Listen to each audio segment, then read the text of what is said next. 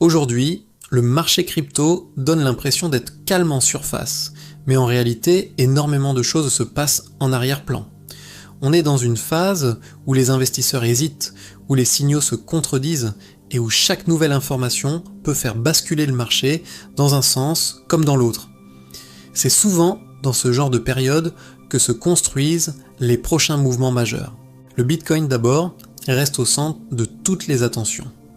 Après une série de journées compliquées, marquées par des sorties importantes sur les ETF, on observe enfin un changement de dynamique. Les ETF Bitcoin repassent dans le vert, mettant fin à 5 jours consécutifs de pertes qui avaient dépassé 1,5 milliard de dollars.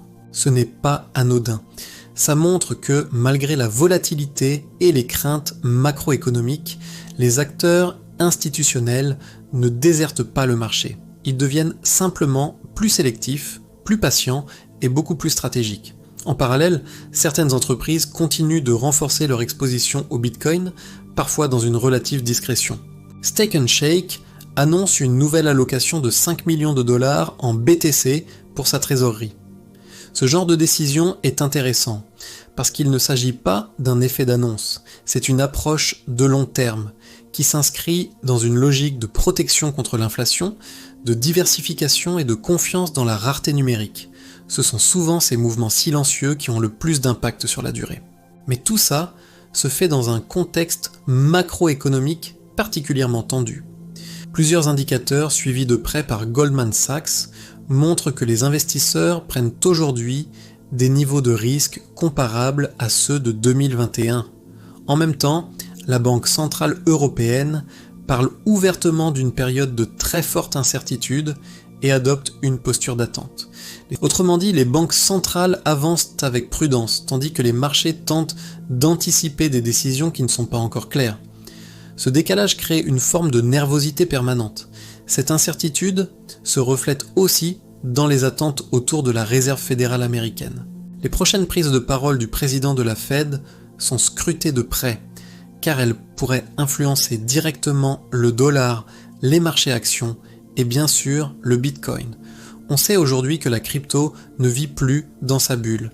Elle réagit aux taux d'intérêt, à la liquidité globale et aux décisions politiques, parfois même plus vite que les marchés traditionnels. Du côté de l'adoption, en revanche, les signaux sont clairement encourageants. Stablecoin continue de s'imposer comme l'un des piliers les plus solides de l'écosystème. Tether lance officiellement l'USAT, un stablecoin réglementé, ce qui marque une étape importante dans la normalisation du secteur. De son côté, Ubit permet désormais des paiements globaux basés sur ce type d'actifs. Selon une étude récente de PayPal, ce sont désormais les grandes entreprises qui tirent l'adoption des paiements crypto bien plus que les particuliers. On passe progressivement d'un usage spéculatif à un usage utilitaire, concret et quotidien. Cette évolution est fondamentale. Elle montre que la crypto n'est plus seulement un marché de traders, mais un véritable outil financier en train de s'intégrer à l'économie réelle. Et c'est souvent ce genre de transition qui prépare les prochains cycles de croissance. Sur le marché des altcoins, l'activité reste très fragmentée. Tezos étend son système de staking avec des rachats de XTZ, ce qui crée une pression acheteuse structurelle sur le long terme. Solana, de son côté, montre des signes de stabilisation après une période de forte volatilité. Les flux positifs sur les ETF liés à Solana, combinés à une zone technique clé autour des 145 $, attirent l'attention des investisseurs plus patients. XRP et XLM, quant à eux, sont de plus en plus vus comme complémentaires par les institutions, notamment pour les paiements transfrontaliers. On est loin des débats stériles entre communautés. Aujourd'hui, les acteurs institutionnels cherchent surtout des solutions efficaces, rapides et peu coûteuses, et ces deux projets semblent répondre à des besoins très précis. On observe aussi des mouvements très intéressants sur des projets plus spécifiques.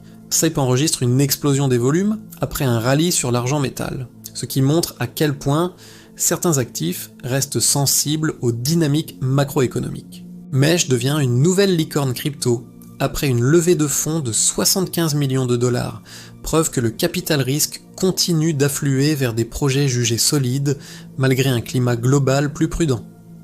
En parallèle, certaines analyses montrent que les DAO deviennent plus centralisées qu'elles ne l'étaient auparavant. C'est un sujet souvent évité, mais pourtant crucial. La décentralisation totale reste un idéal difficile à atteindre, surtout quand des enjeux financiers importants entrent en jeu. Cette évolution pose de vraies questions sur la gouvernance, la transparence et la durabilité des modèles actuels. Sur Ethereum, un événement assez rare mérite d'être souligné.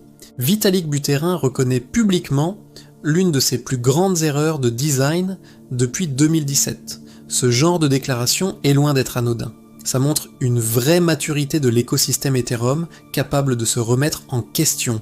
Pendant ce temps, l'Ethereum Foundation se projette déjà sur l'ère post-quantique, tandis que le staking devient de plus en plus institutionnel avec des stratégies de trésorerie à long terme.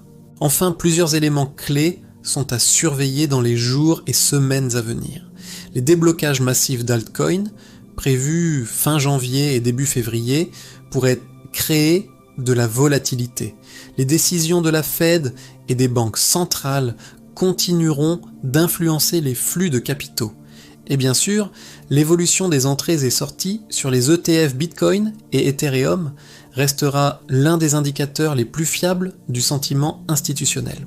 Le marché crypto est clairement dans une phase de transition, moins euphorique, plus mature, parfois plus frustrant aussi, mais c'est souvent dans ces moments-là que se construisent les bases des prochains grands mouvements.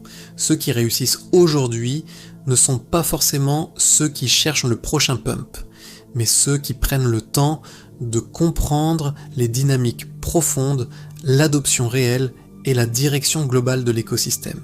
On est à un moment clé, et comme toujours dans la crypto, ce qui se passe maintenant aura des conséquences bien plus importantes qu'il n'y paraît.